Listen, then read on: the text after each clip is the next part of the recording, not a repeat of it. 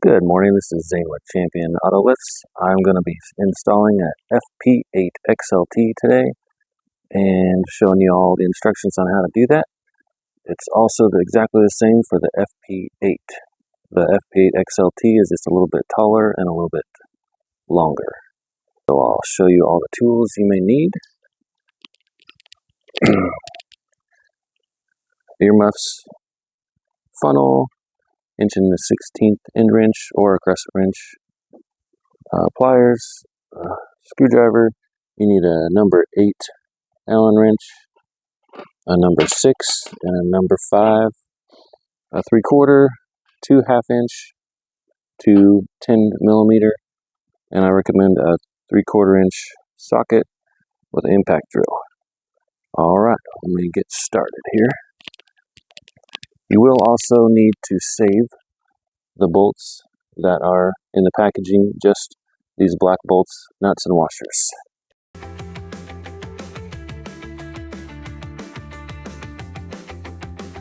Alright, you'll notice the packing. You got your pump motor here, all the essential stuff you'll need is all in the packaging. Drip trays, set those aside for now. And one thing I want to point out is this hole right here. You want to orient your lift. That hole is for the pump motor. That usually goes in the forward driver's side position. And all the posts just get oriented the same place that they're in the packaging.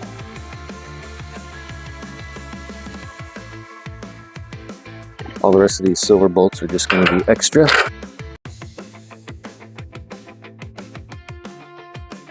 While we're down here, we'll take this metal off, and since we have the bottom up on wheels, we can take these bolts out.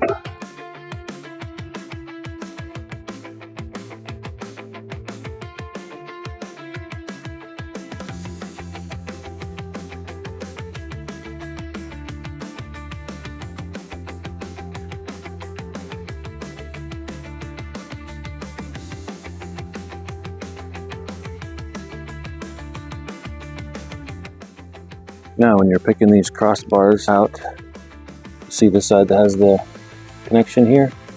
That connection will go closest to the power unit side. This right here on both ends. So we have one up there that I already have installed and one back here.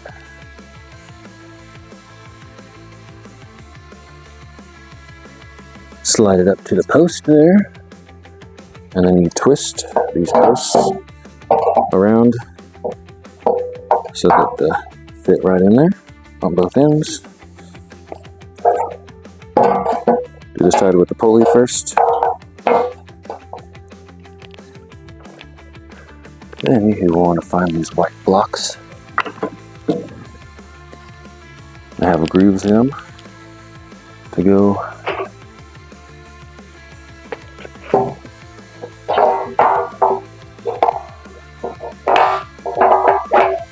Opening of the groove goes down.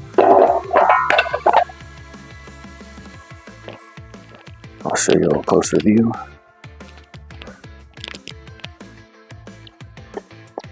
They just slide in there like that.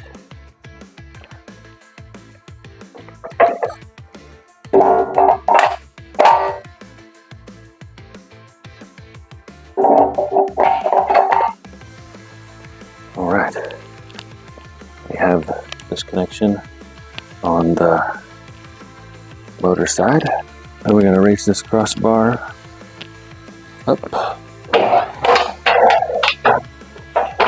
That way, when you get the ramps on, you can get underneath to adjust the cables. Then I'm going to slide this closer a little bit.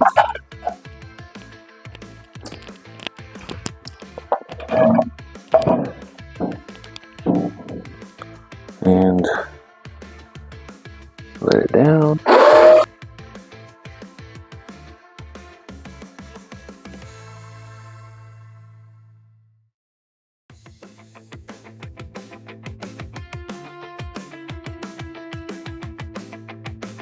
It's good to get these holes lined up with the ones underneath before you let it all the way down.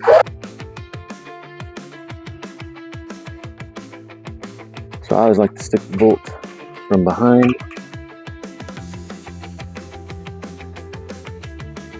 Put a nut on it for now to hold it in place. Thing on the other end.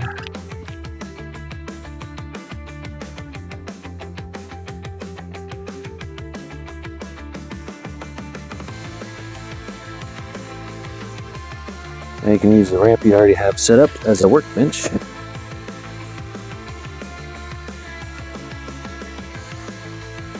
There's two of these. These are the pulley covers. You have one at each end of the lift.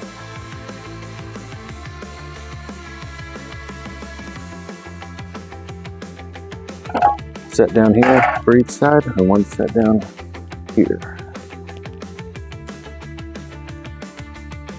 This tray has your cord in it, and your locking rod with a handle go down here. Your opposite end locking rod handle goes down here. Take all the bolt bags down here. 4 of these little plates. One goes at each corner. And what you need right now are these. One at each side down here.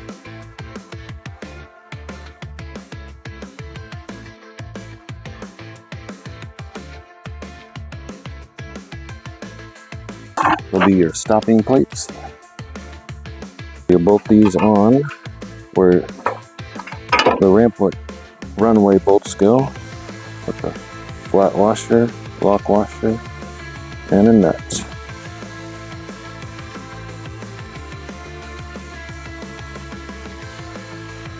So you put these on with the big washer side towards the crossbar.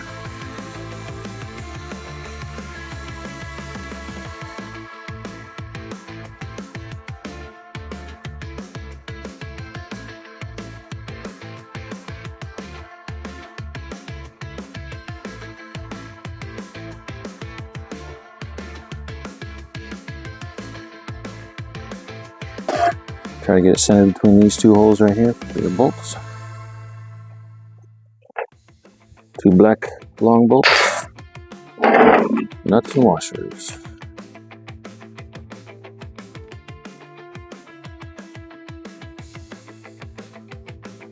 Now you can figure out which way this is. It goes right over your pulley.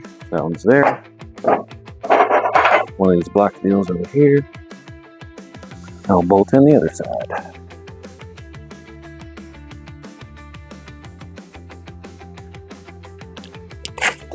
So this big bag of bolts will be for your casters.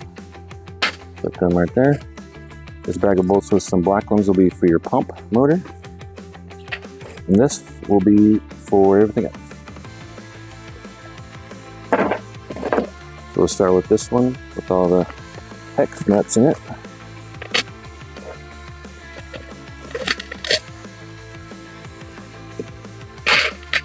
Alright, I like to get them sorted out, so start with these long ones with the hex number 6. So I like to put a lock washer and a flat washer on those.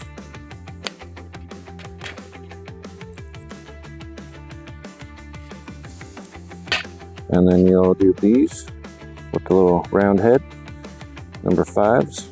I like just to do you can do a lock washer and a flat washer. Sometimes you can't get them all to fit on there, but that's how it goes. Get all those organized. And then you have these 10mm bolts. Those will be for your locking rods. So I like to do just a flat washer on those to start with.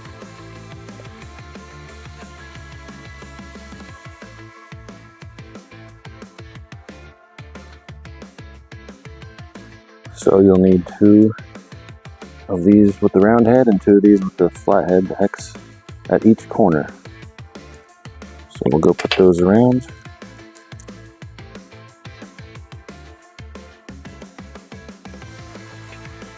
You'll need 2 of these 10mm at each end of the locking rod. And you need 2 nuts, 2 lock washers, and 2 flat washers with them. We need to go underneath and pull the cables out a little bit. Alright, now we're underneath the first runway. You're going to pull this little plastic cap off the hose so it can breathe. And then you're going to cut all the zip ties that are on these cables so they're free.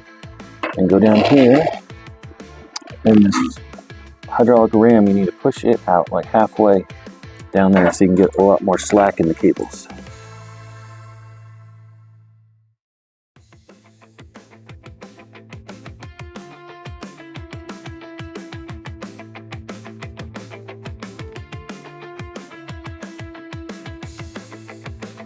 Put this up through here.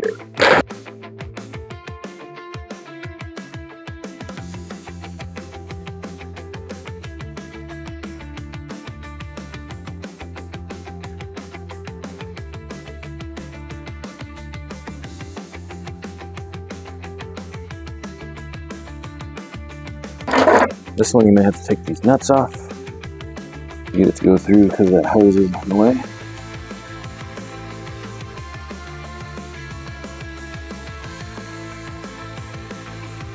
And you take the little lock nut off of this hose.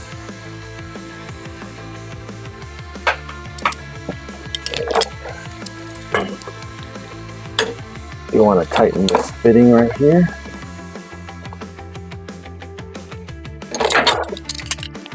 And stick it through the hole. And put the lock nut on the other side.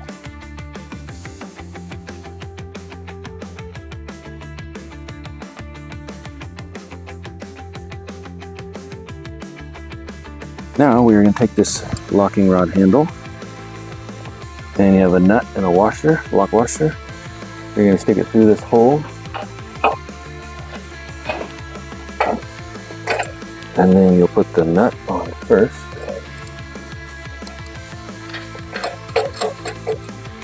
Just give it a bunch of slack, put the washer on, and you'll get it to thread into this black rod.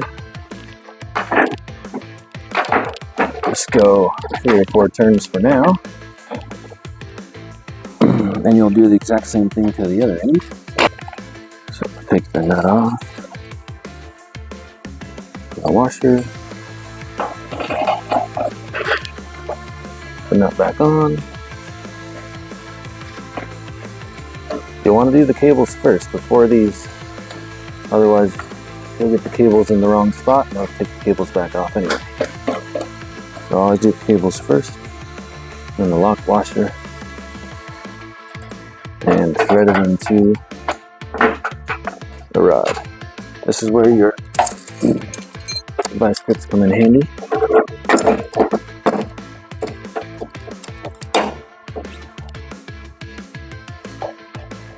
Lock that rod.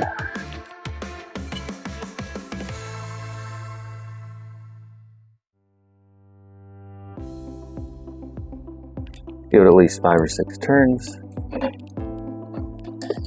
And then you can tighten the nut.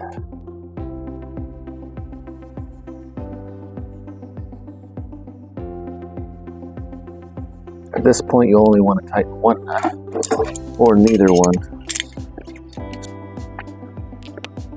Alright, now we're going to be taking these 10 millimeters with the flat washer on the end. Stick it through the back side. You'll take the long rod, stick it in there. Do the same thing, but you'll stick this nut or the bolt through the rod first, and you'll kind of twist it, make sure they both connect. If not, you'll need to lengthen or shorten one of these rods to make it the right length. So you want everything to fit snugly.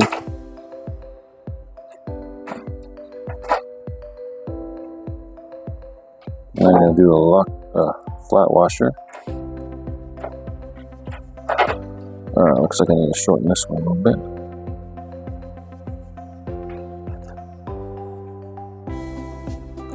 Flat washer, lock washer, nut.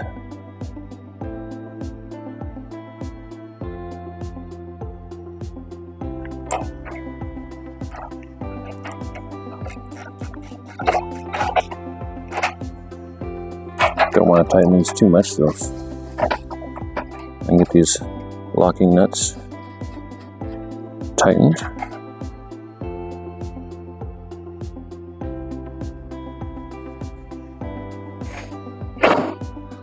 I always like to pull the slack out of this rod, pull it all the way towards you, and then give this one some more turns until it hits there and go so your handle is up like that. Let's start with the top one.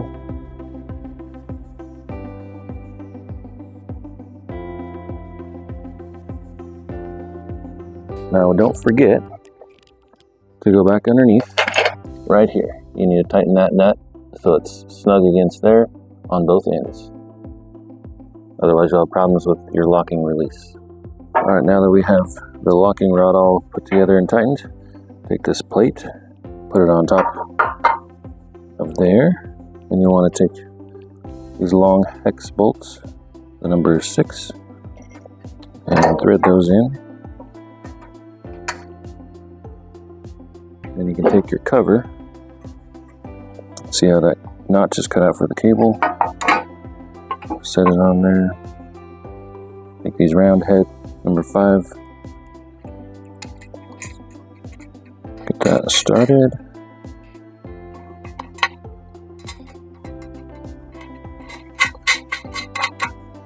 Allen wrench. And a 3/4 socket.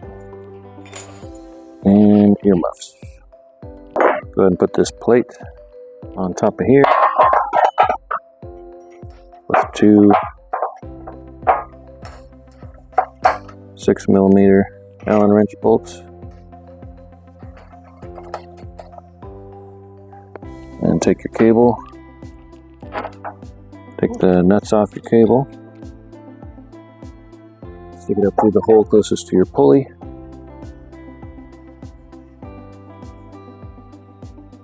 And then I like to get every post the exact same distance of threads. That'll help you adjust it later. Won't be as bad. And then push the slack out of your cable, get it under the pulley. Put your pulley cover on with the round head 5mm hex bolts.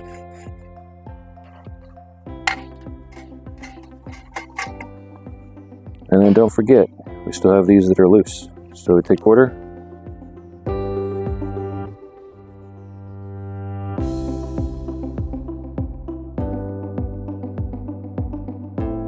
Then you can switch out for 6. Tighten these.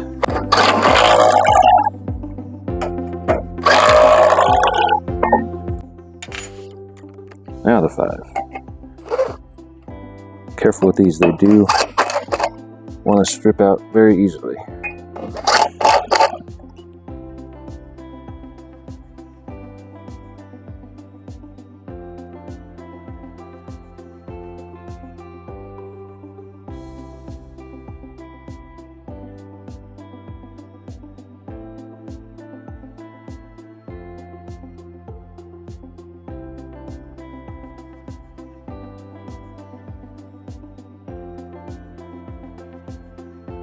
Now we will be installing the pump motor. So we'll need a black bolt and a flat washer for all 4.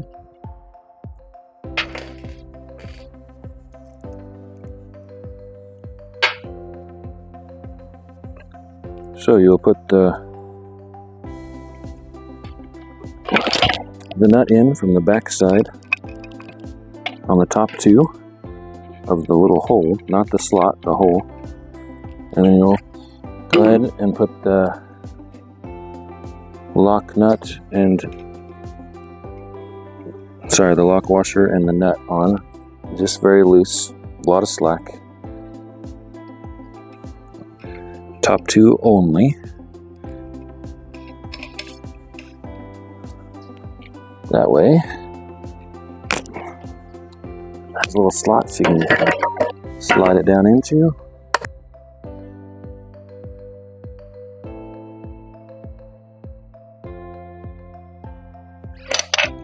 1/2-inch wrenches.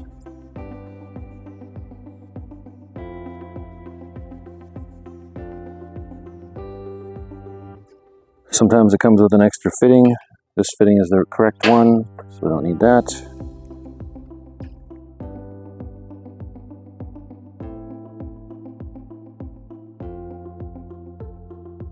Just pretty snug, not crazy tight. Make sure your fitting on the motor is tight as well.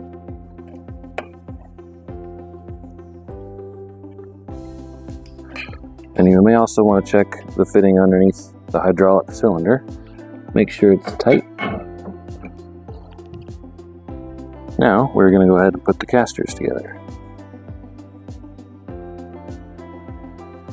So these, you'll want to take this number 8 hex bolt and a flat washer to start with.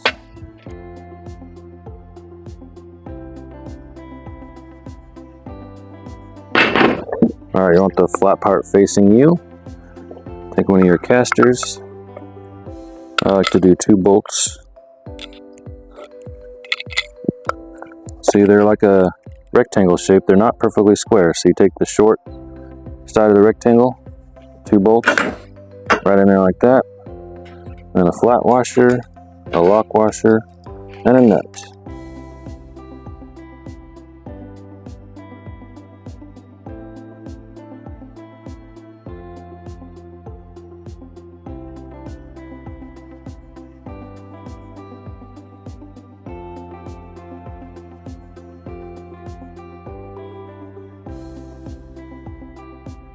Alright, once you have your pump motor on, got the cord put on, we recommend by a licensed electrician, and your tank full of hydraulic oil, it's AW32 is what we recommend.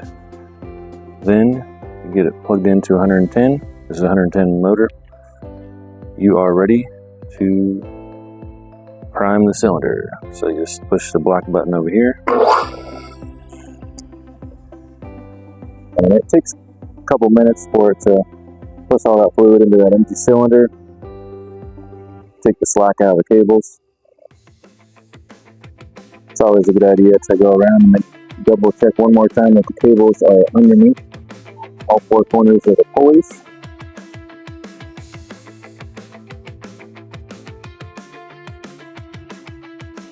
Alright, we'll get raised up a little bit. So now we're gonna go up so you get past the lock, push the locking release, and then also push the hydraulic release at the same time, both of those, and let your lift all the way down to the ground. This will get all the air out of the system for the very first time, and it'll go down much quicker with a vehicle on it. Once you get past that last lock stop, you can let go of the lock lever and just keep it going down. And you'll hear it start bubbling, getting all that air out of there. Now you can raise it back up. And we're going to adjust the cables. Make sure they're all exactly the same.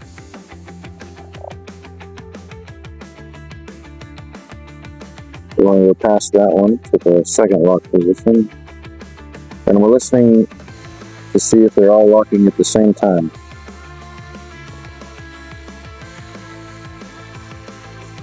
So you can kind of see it start to go down before it even hits that locking stop. So that means the other end is locking first. So I'd stop it just below there, just before it goes over the lock. And hop up here with your vice grips and your 1 1/16.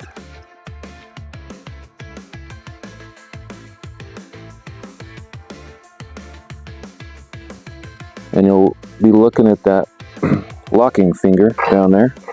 You're going to tighten it till it just raises up above that lock position. You heard it click. You'll go all 4 corners.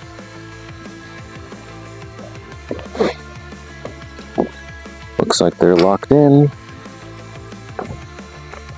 Alright. now we'll see if we're sounding better.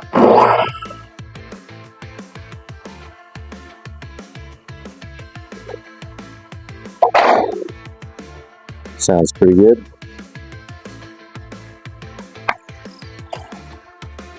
Before that locks, I'm going to go down the other end and make sure if this looks similar.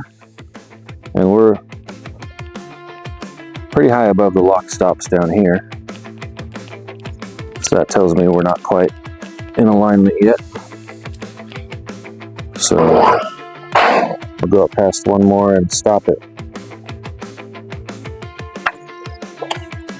So you can kind of see that little jerk. That means that end is locking in there. Yeah, these two down here are above the stops. So we're going to raise these two.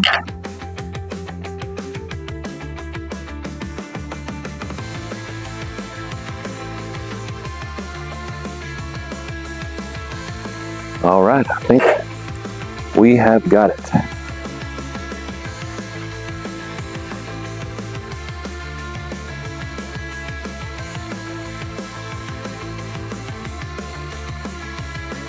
That is as high as it goes.